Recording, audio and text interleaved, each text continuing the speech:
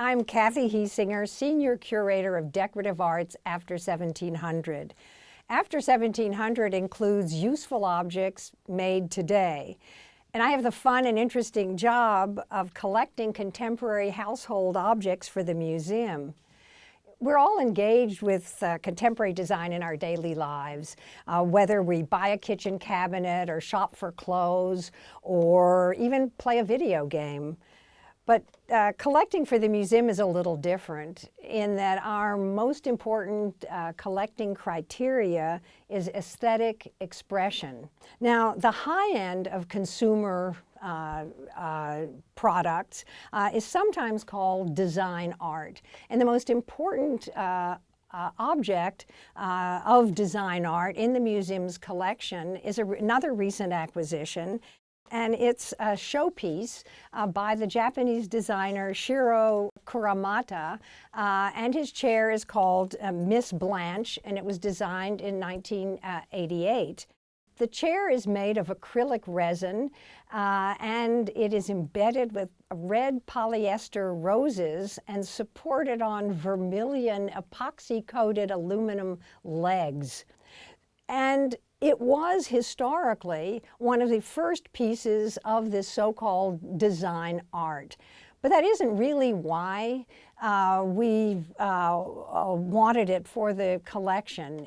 In fact, it fulfills all of the museum's collecting criteria for contemporary design.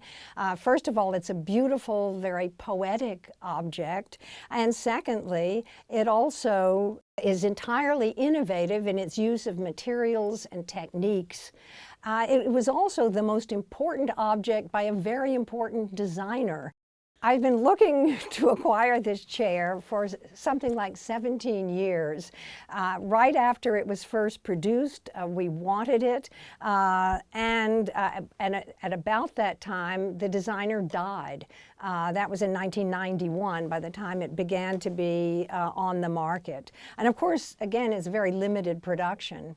So we pursued the widow of the designer, who wasn't quite ready to either release the chairs that she already had or to continue the production.